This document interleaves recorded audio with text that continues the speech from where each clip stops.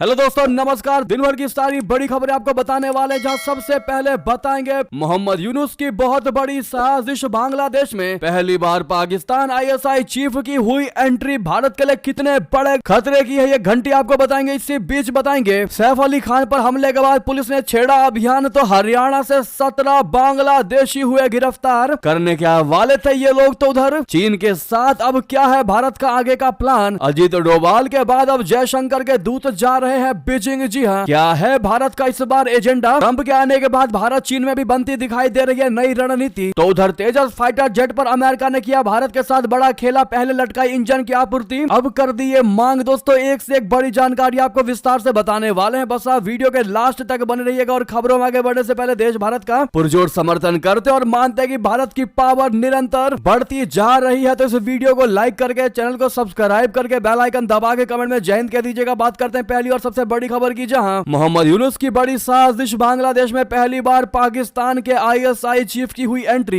भारत के लिए बहुत बड़े खतरे की घंटी। जी हां, मोहम्मद यूनुस की अंतरिम सरकार लगातार पाकिस्तान के साथ अपने रिश्ते मधुर करने में लगी है। पहले सत्ता संभालने के बाद अंतरिम सरकार के मुख्य सलाहकार मोहम्मद यूनुस ने पाकिस्तान के प्रधानमंत्री शहबाज शरीफ से 4 महीनों में 3 मुलाकात की। फिर बांग्लादेश आर्मी के एक टॉप जनरल की लीडरशिप में रक्षा प्रतिनिधिमंडल ने पाकिस्तान का दौरा किया। अब पाकिस्तान के आईएसआई चीफ ढाका की यात्रा पर जा पहुंचे हैं, जिसके बाद कई सारे मायने निकाले जा रहे हैं। दोस्तों, पाकिस्तान की खुफिया एजेंसी आईएसआई प्रमुख लेफ्टिनेंट जनरल आसिफ मलिक बुधवार को ढाका पहुंचे। दुबई से ढाका पहुंचे आईएसआई प्रमुख का स्वागत बांग्लादेश सेना के quarter master general lieutenant general Mohammad Faizur Rahman ने किया। पाकिस्तानी खुफिया एजेंसी के किसी भी शीर्ष अधिकारी की दशकों के बाद पहली ढाका यात्रा है। आईएसआई चीफ के दौरे के कई मतलब निकाले जा रहे हैं। हाल ही में बांग्लादेश के हाई रैंकिंग सेना अधिकारी जनरल एसएम कमरुल हसन 14 जनवरी को पाकिस्तान गए थे। कमरुल ने पाकिस्तानी सेना प्रमुख जनरल असीम मुनीर से मुलाकात की थी। कयास ये लगाए जा रहे हैं कि दोनों देशों के बीच कुछ रक्षा समझौता हो सकता है। बांग्लादेश और पाकिस्तान के बीच बढ़ती नजदीकियां जियोपॉलिटिक्स में बदलाव के संकेत दे रही है। बांग्लादेश की अंतरिम सरकार का रुझान साफ तौर पर दिखाई दे रहा है, जो भारत के लिए भी चिंता का कारण है। जानकारों का मानना है कि आसिफ मलिक और फैजुर रहमान की मुलाकात भारत के खिलाफ खुफिया गतिविधियों को बढ़ावा दे सकती है। वहीं ऐसी भी आशंका जताई जा रही है कि बांग्लादेश व्यापार के लिए भारत को नजरअंदाज कर नए विकल्प खोज रहा है, जिसके लिए उसने पाकिस्तान और चाइना के साथ अपनी बातचीत बढ़ा दी है। दोस्तों, पाकिस्तान अपनी सीमा पर आए दिन आतंकवादियों को बढ़ावा देकर भारत में अशांति फैलाने की बड़ी कोशिश करता रहा है, और अब वो बांग्लादेश के साथ मिलकर बांग्लादेश बॉर्डर पर आतंकी गतिविधियों को बढ़ावा दे सकती है, जो वाकई में भारत के लिए बहुत बड़े खतरे की ये खबर है। तो उधर आपको बता दें, सैफ अली खान पर हुए हमले के बाद पुलिस ने जब छेड़ा अभियान, तो हरियाणा से 17 बांग्लादेशी हुए गिरफ्तार। जी हाँ, बॉलीवुड एक्टर सैफ अली खान पर घर में घुस हमला करने के बाद अब हरियाणा में पुलिस ने अवैध रूप से रह रहे बांग्लादेशियों की पहचान के लिए अभियान छेड़ दिया है। सूबे के कई जिलों में अब पुलिस संदिग्ध जगहों पर जाकर जांच पड़ताल कर रही है। जानकारी के मुताबिक अब रेवाड़ी पुलिस ने बड़ी कार्रवाई करते हुए 17 बांग्लादेशी नागरिकों को गिरफ्तार किया है। ये लोग 18 साल से यहाँ पर अवैध रूप से रह रहे थे। जांच में पता चला है कि ये बांग्लादेशी नागरिक लगभग 18 साल पहले अवैध रूप से बॉर्डर पार करके भारत आए थे और तब से राजस्थान के विभिन्न इलाकों में रह रहे थे। पिछले 4 महीनों से ये हरियाणा के रेवाड़ी स्थित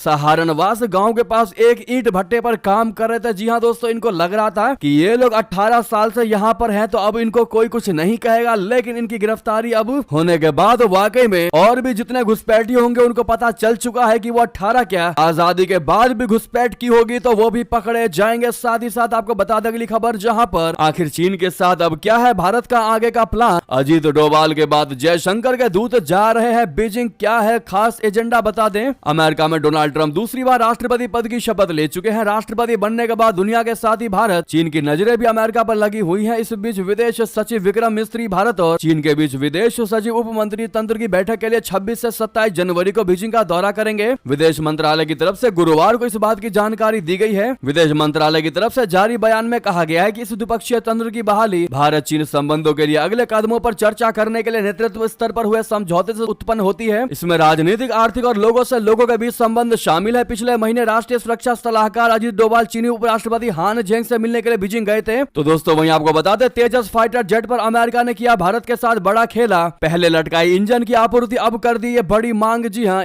अमेरिका भारत को अपना F-16 फाइटर जेट बेचने में सफल नहीं हुआ था। इसके बाद भारत ने स्वदेशी तेजस फाइटर जेट के लिए अमेरिका की कंपनी GE के साथ GE414 इंजन की डील की थी। कई महीनों से ये कंपनियां तेजस फाइटर जेट के लिए इंजन की आपूर्ति को टाल रही है। कंपनी दावा कर रही है कि उससे कल पुर्जे हासिल करने में दिक्कत का सामना करना पड़ रहा है। इस वजह से अब की फाइटर जेट को लेकर प्लानिंग भी खराब हो रही है। ये सब तब हो रहा है जब पाकिस्तान और चीन 5 हैवी पीढ़ी के फाइटर जेट बना रहे हैं। इसी कड़ी में जेई ने भारत से एक और बड़ी मांग भी कर दी है। जेई ने कहा है कि इस डील के लिए भारत को $5 करोड़ ज्यादा देने होंगे। जेई द्वारा उठाई गई इस मांग के बाद भारत से हिंदुस्तान एरोनॉटिक्स की एक टीम अमेरिका जा रही है। इस दौरान यह टीम अमेरिकी कंपनी के अधिकारियों से भारतीय दल GE414 इंजन पर बातचीत करेगी। भारत चाहता है कि वित्तीय वर्ष खत्म होने से पहले ही यह डील पक्की हो जाए। भारत जीई के साथ 99 GE414 इंजन के लिए डील करना चाहता है। जी हां, तो उधर आपको बता दें अमेरिका से वापस आएंगे 1.5 लाख से ज्यादा भारतीय। क्या वाकई में है ऐसा? विदेश मंत्री जयशंकर जी ने दिया इसको लेकर जवाब। जी हां, विदेश मंत्री जयशंकर जी ने कहा है कि भारत वैध दस्तावेज के बिना रह रहे भारतीयों की वैध वापसी के लिए हमेशा से तैयार रहा है। उन्होंने कहा कि भारत अब भी अमेरिका के साथ मिलकर उन लोगों का सत्यापन करने में जुटा है जिन्हें भारत भेजा जा सकता है और ऐसे व्यक्तियों की संख्या भी निर्धारित नहीं की जा सकती है। जयशंकर जी ने यहाँ पत्रकारों से कहा कि एक सरकार के रूप में हम स्पष्ट रूप से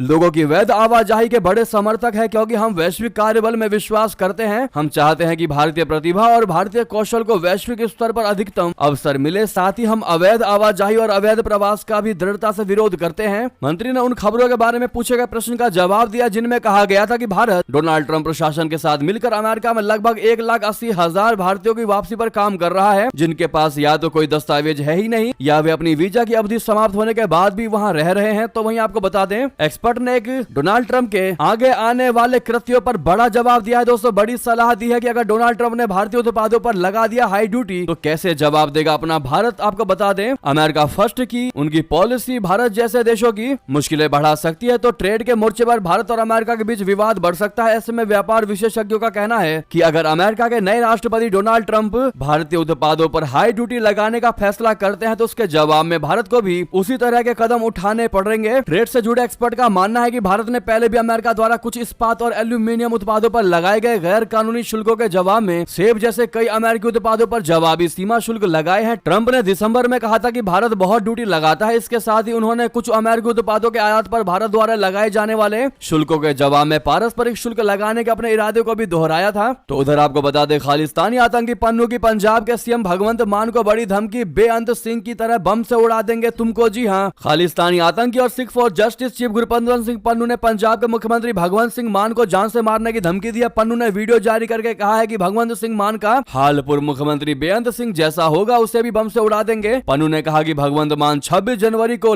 गणतंत्र दिवस पर फरीदकोट के नेहरू स्टेडियम में झंडा फहराने वाले हैं। यहाँ उसने खालिस्तानी नारे लिखवाए हैं। सिख युवा तिरंगा हाथ में ना ले, वे सिर्फ खालिस्तान का झंडा ही पकड़े। अमेरिका में डोनाल्ड ट्रंप की सरकार आ चुकी है। सरकारें बदलने के साथ बहुत कुछ बदलता है। पंजाब भारत का हिस्सा नहीं है। जी हाँ, पन्नू ने कहा कि किसान आंदोलन में बैठे युवाओं को अमृतसर, गुरदासपुर और जालंधर जिलों में डीसी ऑफिसों पर खालिस्तान के झंडे फहराएं ताकि पंजाब से संदेश सीधा डोनाल्ड ट्रंप तक पहुंच सके। अमेरिका के राष्ट्रपति डोनाल्ड ट्रंप को यह संदेश मिलेगा कि सिखों और भारत सरकार के बीच धर्म और राजनीति को लेकर बड़ा अंतर है। यानी कि दोस्तों एक तरीके से हर एंगल से भारत में फूट डालने की कोशिश में लगा है यह गुरपतवंत सिंह पन्नू। भारत को दो खेमे में बांटने की कोशिश में जुर्रत में लगा हुआ है। बहरहाल अगर आप भी मानते हैं कि इस आतंकी पन्नू की ख्वाहिशें कभी भी पूरी नहीं होंगी तो कमेंट में मेरा भारत महान कहना मत भूलिएगा। उधर आपको बता दें पंजाब का अग्निवीर कुपवाड़ा में हुआ शहीद 2 दिन पहले मां को किया था इसने फोन। दोस्तों, पंजाब के मानसा का अग्निवीर जवान जम्मू कश्मीर के कुपवाड़ा में आतंकियों से मुठभेड़ के दौरान शहीद हो गया। अकलिया गांव के 24 वर्षीय लवप्रीत की पार्थिव देह आज पैतृक गांव पहुंचेगी। वो 2 भाइयों में सबसे छोटे थे और अभी अविवाहित था। लवप्रीत के शहीद होने की सूचना से गांव में शोक की लहर है। बताया जा रहा है कि 2 दिन पहले उसकी मां से फोन पर बात हुई थी। उसकी बेटे की आतंकियों से मुठभेड़ में शहीद की सूचना से घर वालों का रो रो कर बुरा हाल है। लवप्रीत 2 साल पहले अग्निवीर योजना के तहत भारतीय सेना में भर्ती हुआ था। दोस्तों, ऐसे में आप लोग श्रद्धांजलि देना बिल्कुल मत भूलिएगा अपने इस वीर जवान के लिए। तो वहीं बता दें स्टारलिंक को मिला सबसे बड़ा झटका, सैटेलाइट इंटरनेट देने के लिए तैयार है और एयरटेल। सिर्फ इस बात का है इंतजार। बता दें अगर आप भारत में सैटेलाइट इंटरनेट सर्विस की शुरुआत का बेसब्री से इंतजार कर रहे हैं तो आपके लिए एक शानदार खबर है। दरअसल एलोन मस्क की स्टारलिंक द्वारा भारत में अपनी सेवाएं शुरू करने से पहले